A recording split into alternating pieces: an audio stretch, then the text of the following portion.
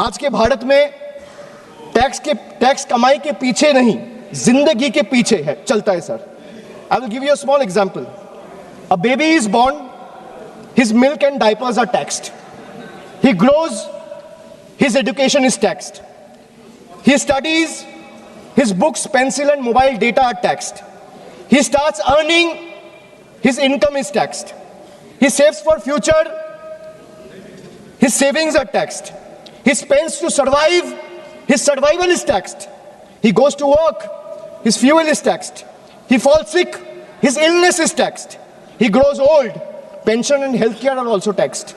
And Honorable Speaker, even after his death, the family still pays tax.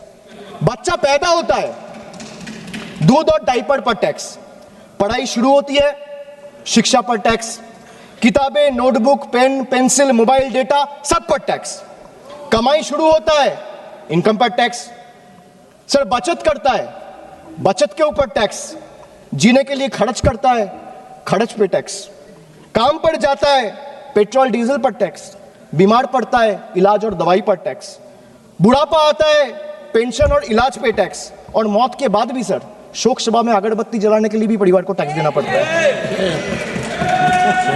This summarises the budget. Sir, I am addressing the chair. I'm sure the finance minister will have a reply ready. When she is given the opportunity to speak, she can quote me, and if I am misleading the house, she can take my name and then place her arguments. Sir, from a baby's first milk to a citizen's final farewell, this government taxes life at every step. जन्म से लेके अंतिम संस्कार तक हर कदम पर tax. ये reform नहीं sir, ये लाइफ टाइम टैक्स ट्रैप है। Sir, now I come to 1010, मेरा लास्ट ट्रिपल। मैंने 9 ट्रिपल का बात किया, अब 10वां कर रहा हूं। Sir, I will end with 3 dates, 3 moments of history, 2016, 2021 and 2024. 3 election, 3 verdicts, 3 decisive defeats for the BJP in West Bengal. And after this triple defeat, a 4th one is no longer a warning, it is approaching. Sir, मैं ज़्यादा घुमाऊंगा नहीं, let me come straight. Sir, the government want to punish Bengal, let them proceed, we won't bow. You want to freeze our funds, we will persist. मैं क्यों कह रहा हूं persist? क्योंकि पीएम आवास से लेके, सड़क से लेके, मनरेगा से लेके सारे पैसे बंगाल के पिछले 5 साल से ये सरकार ने रोक के रखा है। प्रधानमंत्री ने आत्मनिर्भर भारत की बात किया है, हम स्वनिर्भर बंगाल क्या होता है काम करके दिखाया है। अभिषेक बैनर्जी का स्पीच मैंने ध्यान से सुना, मगर मुझे दुख लग रहा है कि इस सदन में आकर के सदन के हर मेंबर को मालूम है ऐसे जानकारी को तोड़ मरोड़ करके अनट्रूथ, एकदम गलत बयान। जीएसटी, अब सुन लो भैया, सुन लो, जीएसटी इतना क्या बोलते हैं, चमकदार और वेरी अट्रैक्टिव वे में वो बोलते हैं। एक बंदा अगर जन्म से टैक्स पे करता है, जन्म लेते हुए ही दूध के ऊपर टैक्स है, डायपर के ऊपर टैक्स है, फिर स्कूल में जाता है नोटबुक के ऊपर टैक्स है, फिर हॉस्पिटल में जाता है उसमें टैक्स है। कहाँ से निकाल रहे हैं जी ये सब? मैं बोल रही हूँ 2017 जब जीएसटी इंट्रोडक्शन हुआ तब से ही दूध के ऊपर टैक्स नहीं है जीएसटी। ये कहां से ले आ रहे हैं जी? इस हाउस को I don't know if it is the right word, बेवकूफ बनाने के लिए उनका भाषण है।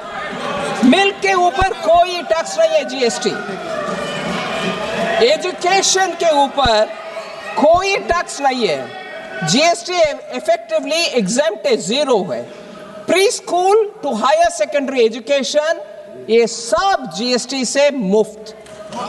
Education leading to recognised qualification जहां है वहां भी जीएसटी नहीं है। बुक्स, नोटबुक्स, टेक्स्ट बुक्स सब 0 है जीएसटी। ये सब जुलाई 2017 से ही, ये नेक्स्ट जनरेशन जो सितंबर 2020 5 में आया, उसमें और सुधार हुआ है एंड देयरफॉर एसेंशियल, और ये भी पेंसिल शार्पनर, अब इतना आई मीन मुझे लग रहा है कि how can you go on saying like this untruth. ये टीएमसी का भी जीरो आने वाला है, टीएमसी का भी जीरो आएगा, जीरो। और पेंसिल शार्पनर, मैं स्पष्ट करने के लिए बोल रही हूं मैडम आपको, ये आप आराम से सुनिए ना, सुनो बात, आप सुनिए सुनो बात। Madam, pencil, sharpener, eraser, exercise book, notebooks, maps सब जीरो है। सो ये कहां से निकल कर डेटा ले आ रहे पता नहीं। हेल्थ केयर सर्विसेज सितंबर 2025 से इधर बहुत चर्चा हुआ मानसून सेशन के समय, उसके बाद हेल्थ में मैं जीएसटी काउंसिल को धन्यवाद कहना चाह रही हूं, सभी मंत्रीगण उसमें सहमत थे। जीएसटी रेट ट्रीटमेंट डायग्नोसिस और केयर के लिए जीरो है, टोटली एग्जेम्प्ट है since 1 July 2017। Health and life insurance अभी वो भी जीरो को आ गया प्रीमियम के ऊपर। फिर पता नहीं कहां से बोल रहे हैं। फिर मुझे बहुत ही दुख लगा, और ये विषय हम सबको दुखदायक बनाने वाले विषय, और इसमें एक बार नहीं दो बार नहीं मैडम, मैडम आप शांति से बैठो। Madam, honourable chair, honourable member Abhishek Banerjee ने 2 बार एक विषय जिक्र किया, मुझे बहुत दुख लगा। हम सबको दुख लगेगा। आदमी मरने के बाद भी जीएसटी है, अगरबत्ती चलाना हो तो भी जीएसटी है। ये बयान उनसे मैंने सुना और मुझे बहुत दुख लग रहा। जीएसटी फ्यूनरल सर्विसेज के ऊपर कभी नहीं था, जीरो। ये कट मनी का बात कर रहे हैं, बंगाल में लेते हैं। हाँ मैडम, मुझे माननीय मेंबर गिरिराज सिंह जी का बयान अभी उचित लग रहा है। शायद बंगाल में कट मनी सिंडिकेट ले रहा होगा डेथ के ऊपर, उसके कारण वो बोल रहे हैं वो जीएसटी है। वो जीएसटी नहीं, टीएमसी का कट सिंडिकेट, टीएमसी का सिंडिकेट ले रहा है।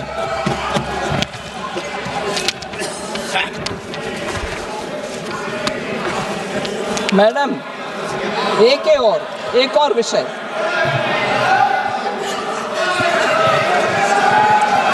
हर विषय में, don't worry, I will say that equally आई से, स्टेट गवर्नमेंट में रोड लेवीज लगाते हैं बंगाल में, और न्यू व्हीकल रजिस्ट्रेशन के समय लगाते हैं।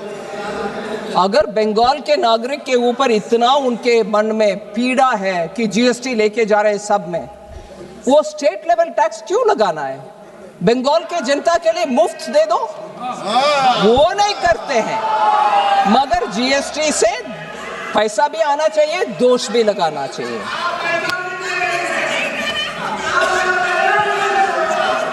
मैं एक रिक्वेस्ट करती हूँ माननीय मेंबर को, मैंने एक रिक्वेस्ट करती हूँ, उनके गवर्नमेंट में जाकर बोलें, मैडम सुनिए, आपके गवर्नमेंट को बोलो, आपके गवर्नमेंट के पास ये बात बोलो, ऑनरेबल एमपी कॉमन मैन के ऊपर, सुनिए मैडम, आपके कॉमन मैन के ऊपर बंगाल में बोझ कम करना चाहते हो तो मैं बोल रही हूं, कोलकाता में पेट्रोल दिल्ली से कंपेयर करते हुए 10 रुपया क्यों ज्यादा है?